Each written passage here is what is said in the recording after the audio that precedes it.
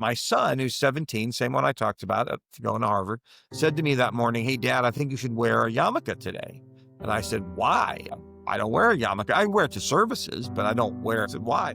He goes, "I think you should wear it out of respect to all the Jewish kids who don't feel safe to wear theirs on their college campuses. And you should point that out to those university presidents," which I did. And I got so much great reaction from wearing it. My son at the end of the day said, "Dad, you should keep wearing it until Jewish kids feel safe at all college campuses wearing kippahs." Well, that probably means I'm going to wear it forever, and that's fine.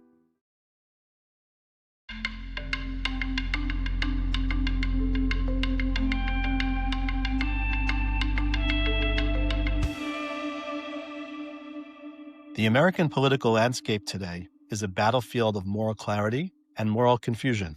College campuses are on fire again. Antisemitism, cloaked as activism, has become the moral currency of elite institutions. Politicians trade in half-truths about context. Influencers quote Goebbels without realizing it, and the line between progressive and regressive has all but disappeared. Amid that noise, there's something quietly radical about conviction, about courage that doesn't check polling data before speaking, about faith that isn't performative but lived. My guest today embodies that. Congressman Randy Fine represents Florida's 8th District. But what he represents, more broadly, is something rarer: a fearless, identifiably Jewish public servant who refuses to hide his identity or his values. He's the first member of Congress ever to wear a kippah on the House floor, not for symbolism, but for solidarity. In this conversation, we talk about the story behind that decision and the son who inspired it. We go back to his childhood in Kentucky, to Harvard, to his years as a successful entrepreneur,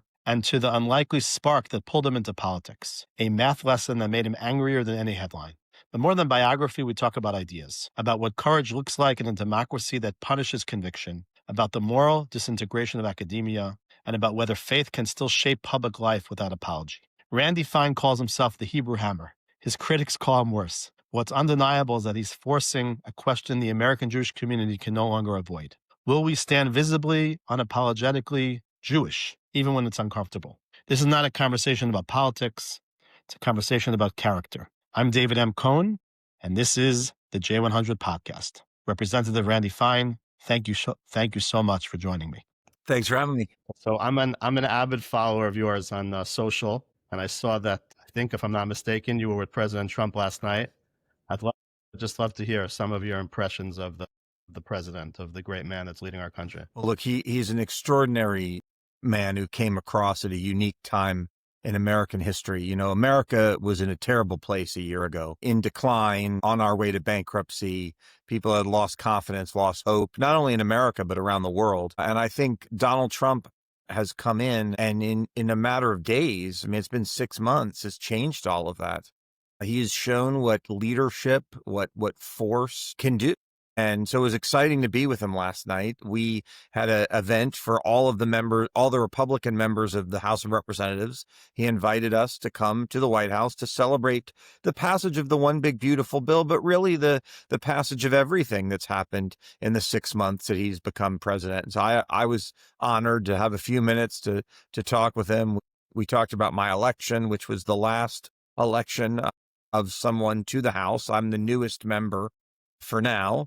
We talked about everything he's done. I thanked him for everything he's doing to make sure children like mine and yours, Jewish kids, American around the world, are safe. He commented on my kippah, which I'm now wearing, and told me he liked it. I said I apologized for not wearing a MAGA one, which I do have. I should have thought to bring it.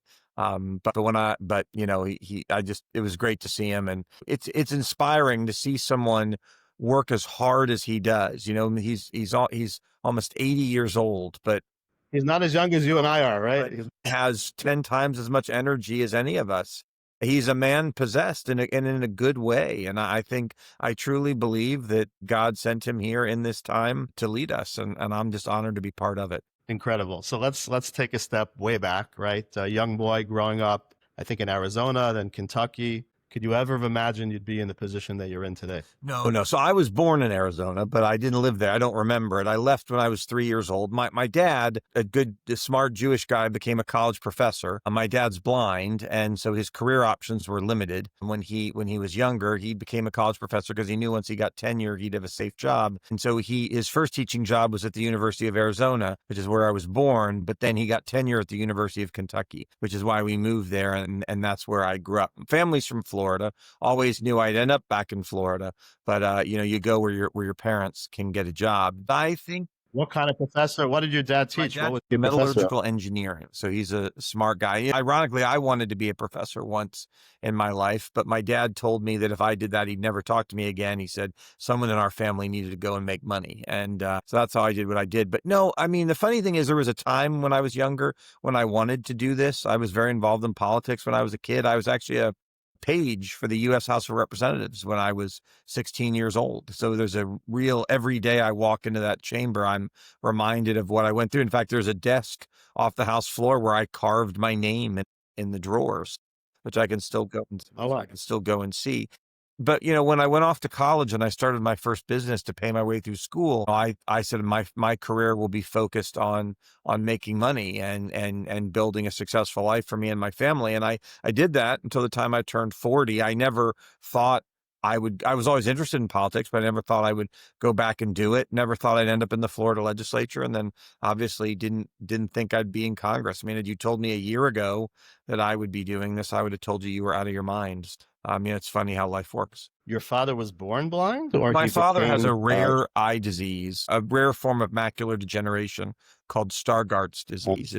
It's a form of, most people get macular degeneration when they get old. My dad got it when he was 11, and it just developed over time. So it's a degenerative eye disease. His eyesight got worse over time. He never was able to drive a car, but it sort of got worse and worse and worse as time went on. And so limited his career options, because when you can't drive a car, when you have a difficulty reading, not because he can't read, but he just can't see it. And my dad, grew up in a time before the Americans with Disabilities Act, where accommodations were not required. And my dad was actually one of the trailblazers in fighting for accommodations in the 90s after that law passed. So, he had, my mom and dad actually were advised not to have kids because, my dad's disease is in your genes, but my parents made the decision that my dad turned out fine, and if me or any siblings I had happened to get it, we would turn out fine too. I fortunately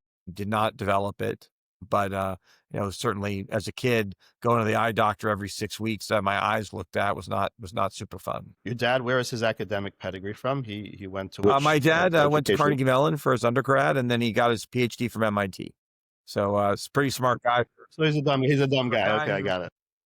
Who had a tough time reading his textbooks. He did well, but my dad also, he would have been he's the smartest guy I know. I mean, he probably would have been a billionaire if it wasn't for his eyesight and the career choices he had to make. But my parents, as many Jewish parents do, put their energy. My mom's job was making sure me and my sister turned out okay, and so but I am who I am because of my parents, and I measure my own life by the benchmark my dad laid out for me.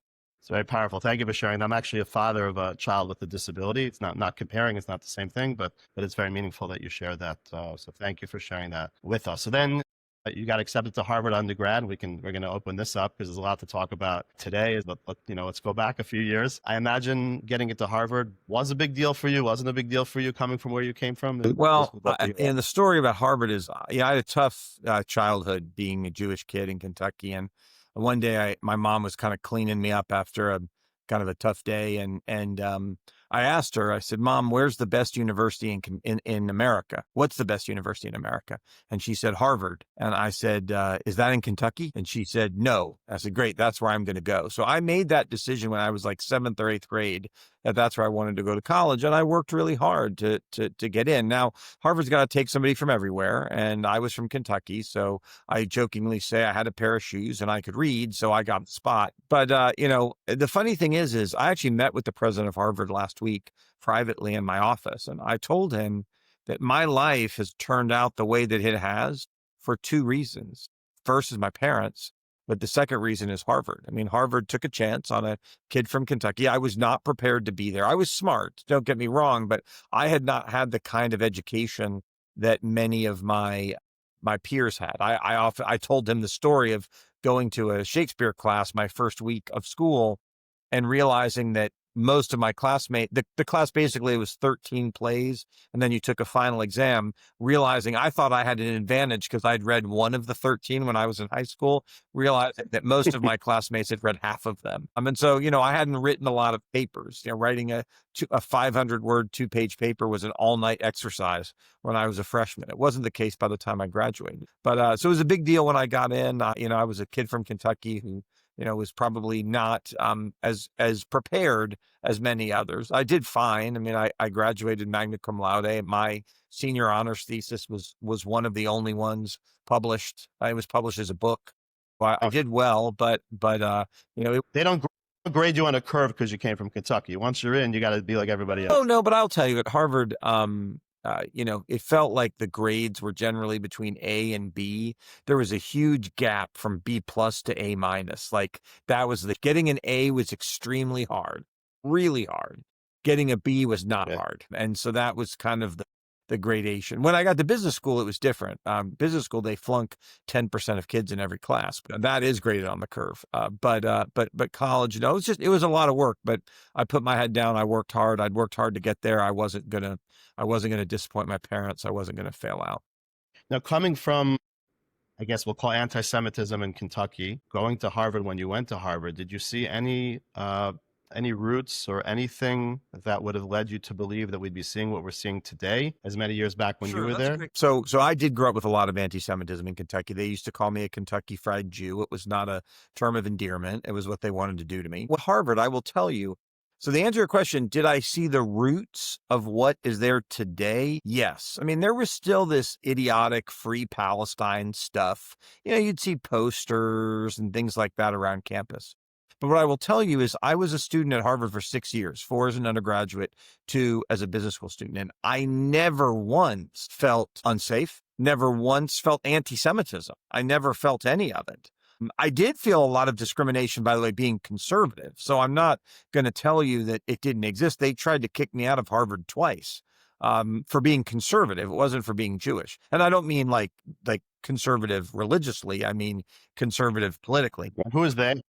Who's they? So when I was a freshman, we had to do these crazy orientations. Harvard was I guess a leader when it came to all this DEI woke stuff. And I went to an orientation once where I wouldn't pretend I was gay. I'm not kidding. I mean, I wouldn't pretend I was gay. And as a result of my apparent, unwillingness to understand other cultures, they thought that I should maybe take some time off. Fox News had just started as a TV station. I said, I bet they'll be interested in my story, and they backed down.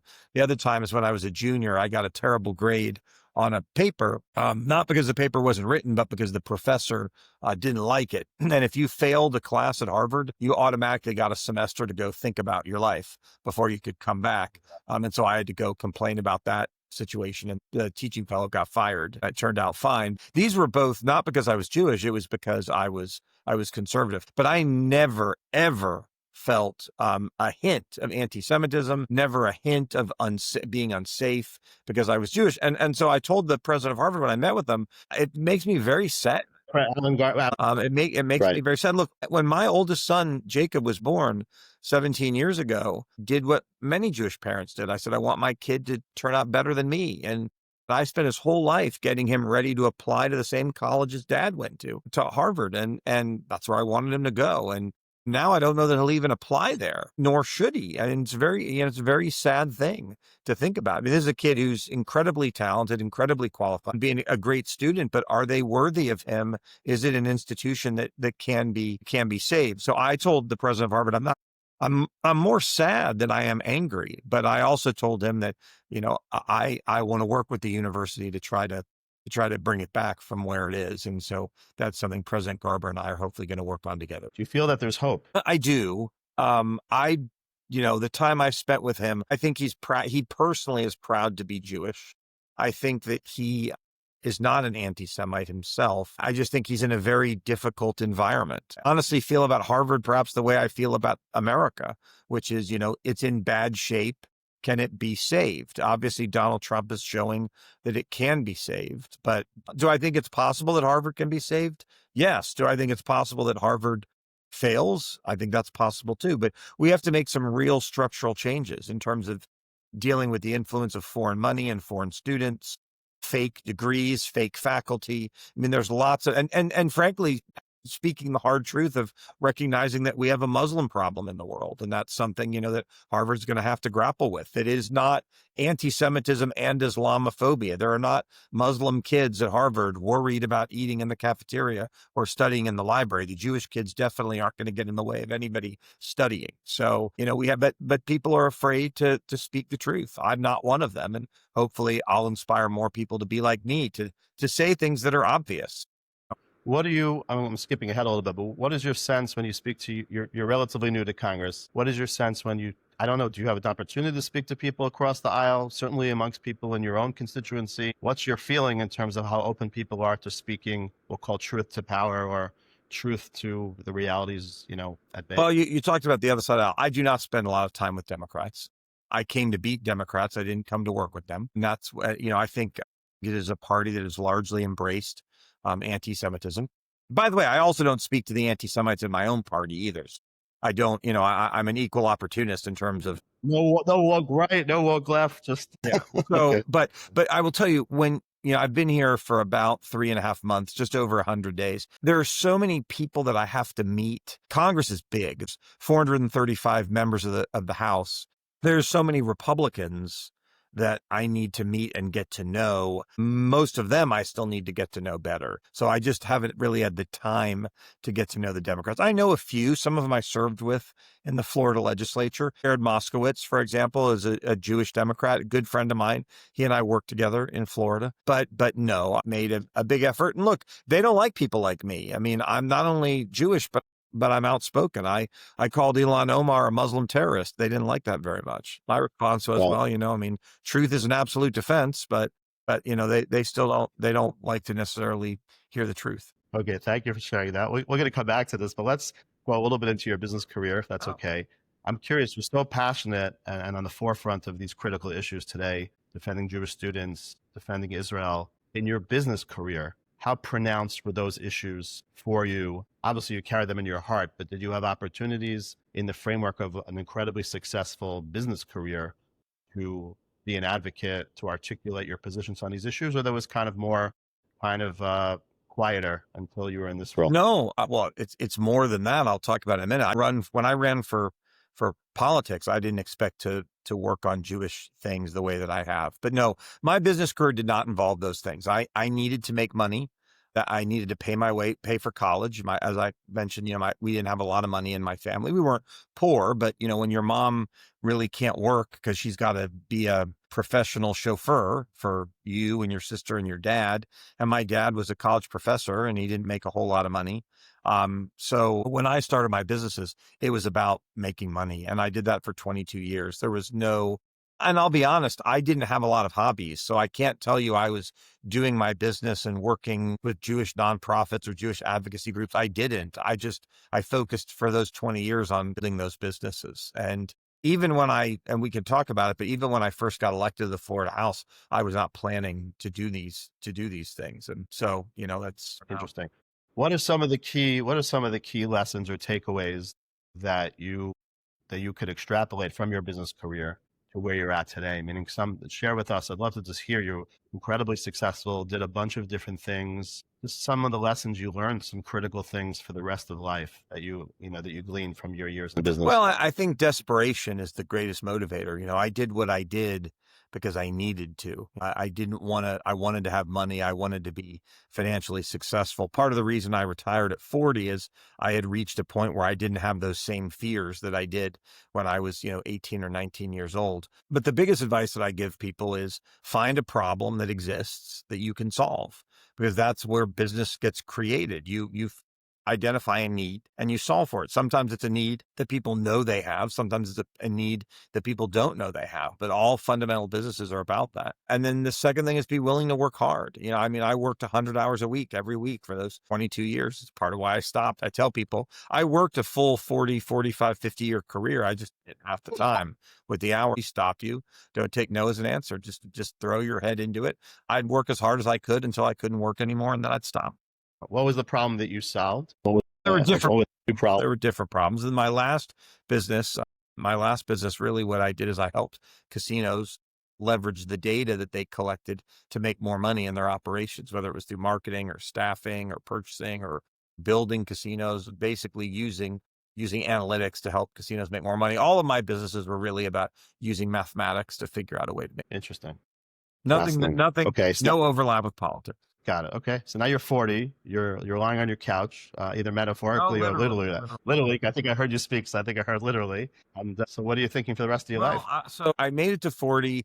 What happened was I'm working 100 hours a week was fine when I was single. Frankly, it was fine when I was married. My wife and I worked together. But when we had kids, she left the company and I was gone all the time. And I was traveling all over the world.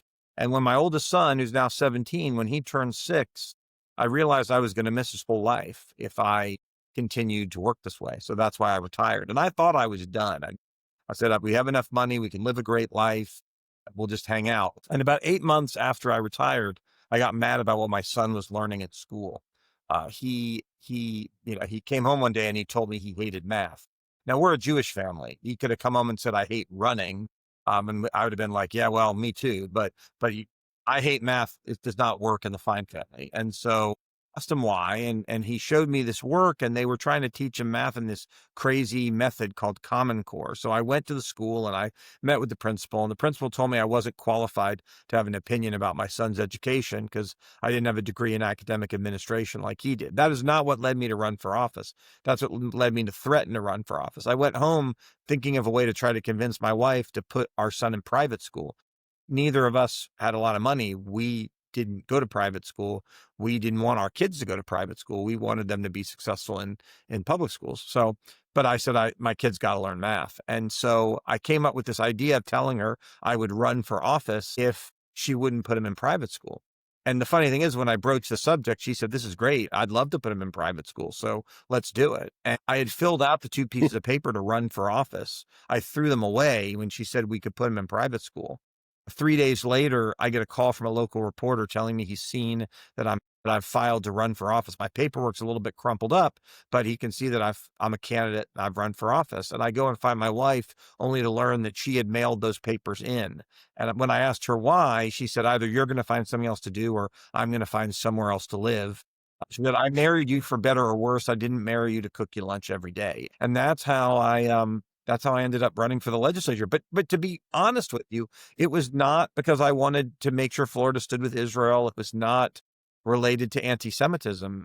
I can tell you how that happened if you'd like, but it was normal stuff. It was education is what motivated me. And obviously education is a core value to the Jewish people, but it wasn't, I don't live in an area where there are a lot of Jews. It wasn't part of it. I was focused really on education as my number one issue. And that's really what I spent most of my time on when I was in the legislature. It makes a lot of sense. By the way, when was the first time you ever went to Israel? I'm making an assumption you've been to Israel.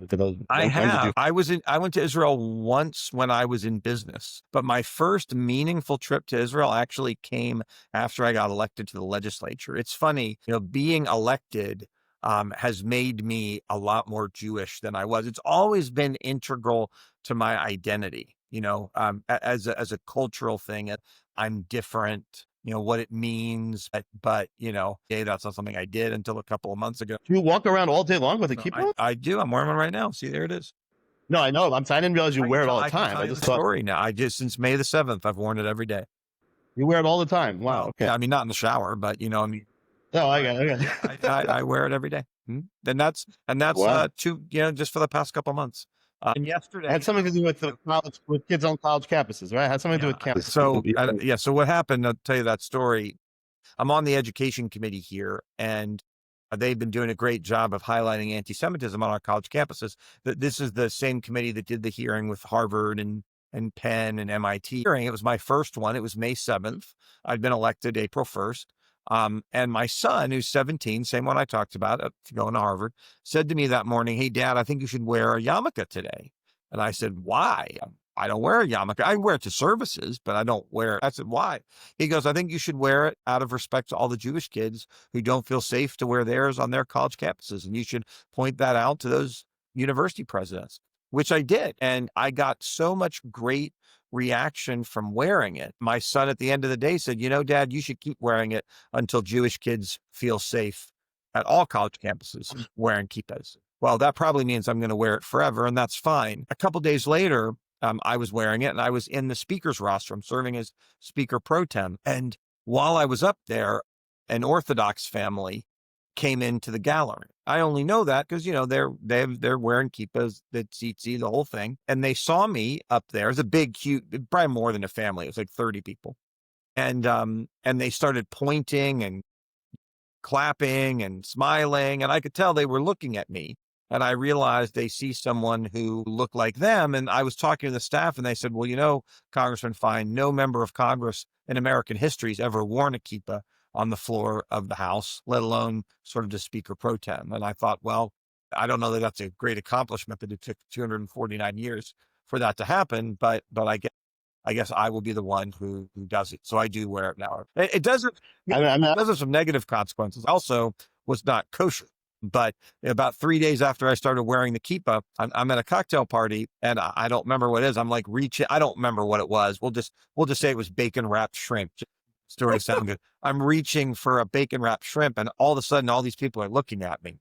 And so my rabbi thinks it's hilarious. It's backdoor kosherism. But it's interesting. Yesterday, for the first time in my life that we had, I said, I'm going to make sure I'm not mixing milk and meat. And I will say, my practicing of the faith has definitely deepened since I got into politics. Wow, beautiful, really beautiful. I'm going to ask you a question, psychological question, if I may. When I'm listening to our conversation, I heard you say that fear was a motivating factor, at least professionally, right, in terms of becoming successful, not coming from affluence and wealth. So fear is something that resonate with you, motivates you. And yet, on the other hand, like I wear a yarmulke, and there are times I take it off. You're the opposite, right? There are times I take it off because I don't want to be hassled, I don't want to be bothered, etc. And here you are, you're putting it on. I'm just curious. That same fear that you describe, you're certainly cognizant of what that is. You don't seem to be afraid. People fear different things. Look, I mentioned I had a pretty rough childhood. I made a decision when I was 13. I was never going to ever again be afraid because I was Jewish, and I was never going to ever again let people push me around because I was. So that is something I've never been afraid of ever since. The fear that I described before was a fear of not having money, a fear of not being successful, those kinds of things. But no, I don't. No, it's an incredible answer. Thank you. Great differentiation, great distinction. So let's talk a little bit about kind of how you arrived in Congress, House member. I think President Trump played a little bit of a role in that, if I'm not mistaken. So I'd love to hear that story, and then let's dig in a little bit and talk about some of the things that you're actively engaged. So I had been, I served 8 years in the Florida House. After I won, that we have term limits in Florida. 8's the maximum that you can do. And have you never lost an election? You've never lost? Won, I think, 15 elections now. No, I've never. Let's see. We can do the math. I've won 6 general elections, 4 general elections for the House, 1 for the Senate, and 1 for Congress. So there's 6. I've won 3 primaries. That's 9. Oh, wait, 10 elections. I had 1 primary when I was in the House. I had 1 primary in the Senate. And then I had 1 primary in Congress. And then I won a state party position as a state committee man. So I've had 10 elections. I'm 10-0, not 15. But I did 4 elections, 4 terms in the House, 4 2-year terms. I've won 4 generals, won 1 primary. Then, having reached I chaired 4 committees in my time in the House, was a member of leadership. Still too young to retire, apparently. So I ran for the Senate. President Trump backed me. I was the second legislator to endorse President Trump. From Florida when he was running against Ronald DeSantis. And so it was pretty helpful when I endorsed the president. It was the right thing to do. And so I won my Senate race on November 5th, just about 6 months ago or 8 months ago now, whenever it was, but just the last election. And then 2 weeks after I President pulled Mike Waltz up to be his national security advisor, and the team asked if I'd run for Congress, and I said I would.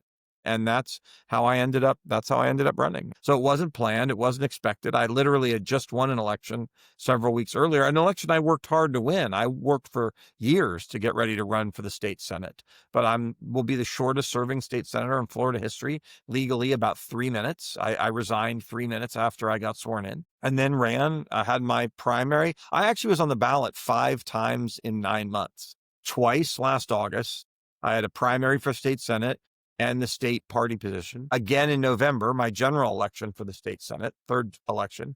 Again in January, which is the primary for the special election for Congress. And then the 5th election was April 1st, the general election for Congress. I'm a politician. I like to talk about myself, but even I was getting sick of it after all those elections. That's a lot.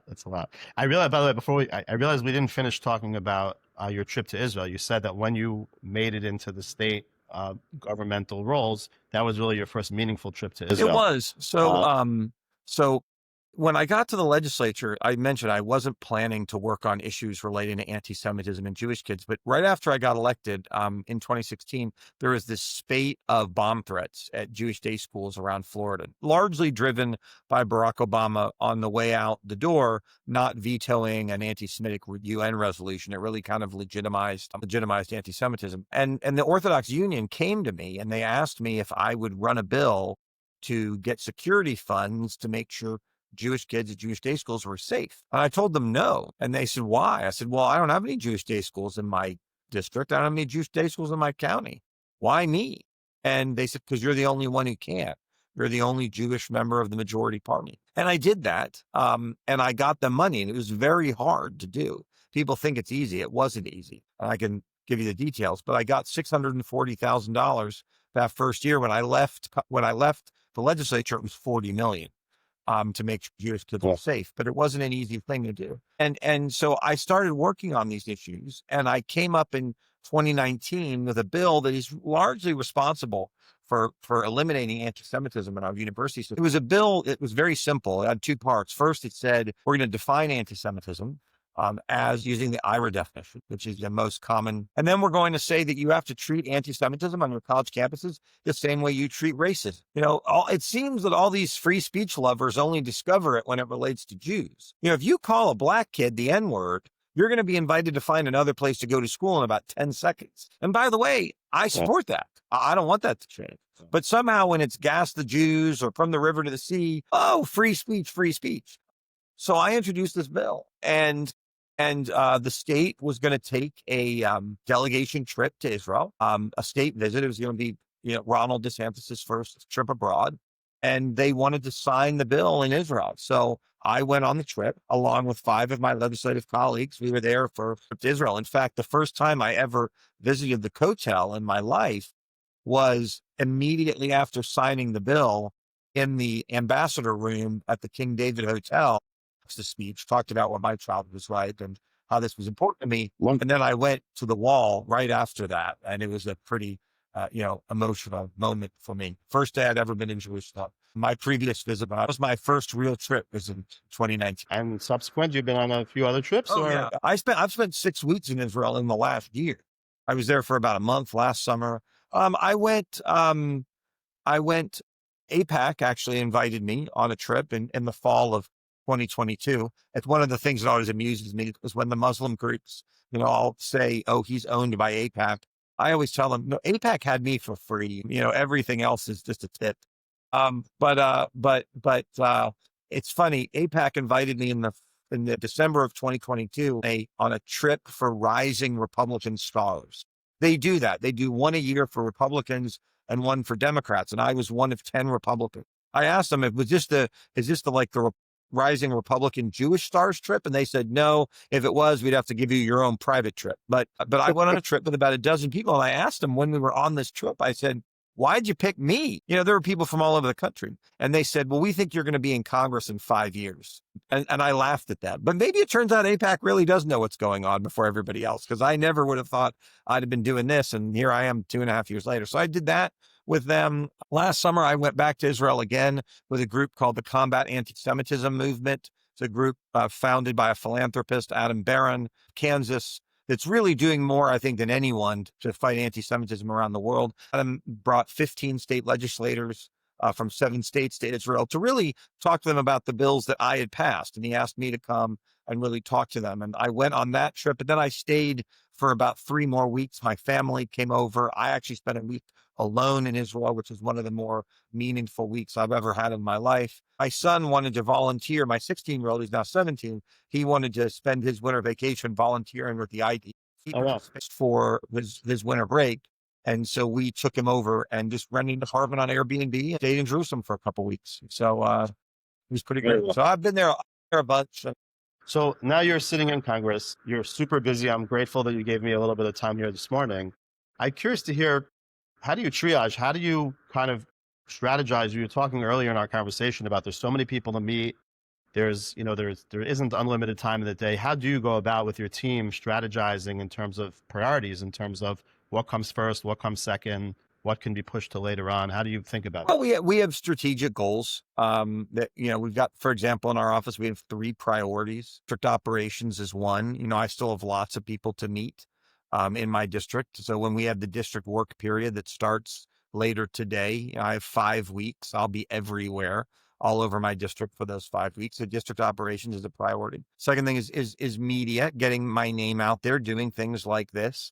One way to gain influence in this process is for people to know who you are.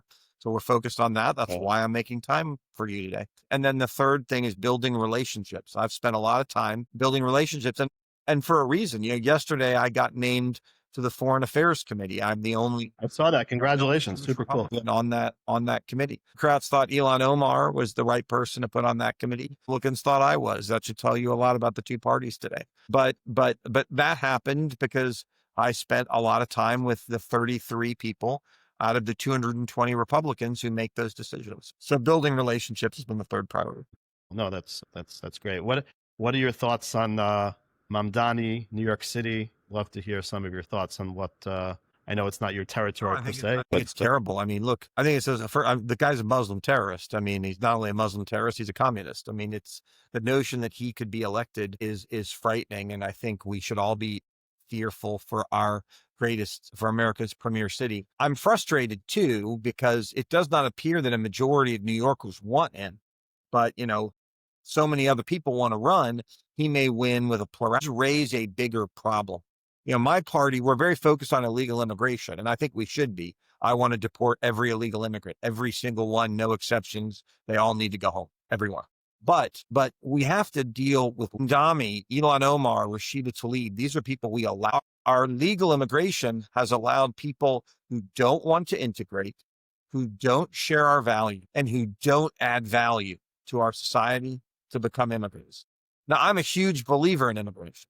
I mean, my family immigrated, over 100 years ago. I mean, I believe in immigration, but we need to let the right people in, and those people have to share. I don't care where they're from in the world, but they have to share 3 fundamental values. They have to share the American values, which are unique. They can't say we want to bring Sharia here. They have to share. They have to want to do American values. They have to want to integrate into our society. They have to want to love America, not hate it like Mandami. And then the third thing is they have to add value, not, have skills that are going to make our country better.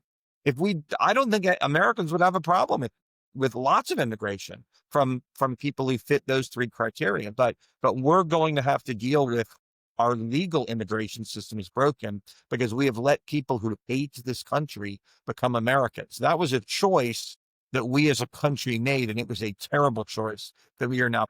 How do we do better on these fronts? How do you ensure that people who, once they're in, that they toe the line? Well, I mean, you do a better job screening up front. My son has an idea for a bill he wants me to do. He believes we should create immigration juries as part of the process. That in order to become an American, you should have to go before a jury of actual Americans who could ask you questions to determine, like, do you care about America? Do you want to be part of America, or are you coming here to destroy America? As you can see with people like Rashida Tlaib and Elon Omar, who are literally, their goal is to destroy the country from within. So we need to do a better job of screening. And we need to do a better job of qualifying. It should be like a job interview to become an American citizen. No one has the right to become a citizen here. And it should be a job interview. Do you share our values? Do you want to integrate into our society? Do you think America is the greatest country in the world? And do you bring skills to make America better than it was? You know what? If you're a heart surgeon, I want you here. As long as you share our values and you're not one of these crazy Muslim terror doctors who want to kill people after they get here. But if you share those things, we should welcome you to this country. And I think that's, I've actually spent a lot of time talking to the Indian American community, not Native American, but Asian Indian community who share these frustrations. They're like, we love America. We have many of the same enemies as the Jews, and we've got a lot of people who have a lot to offer who'd love to immigrate here and they can't. But then you take, you let a bunch of terrorists from Somalia come here.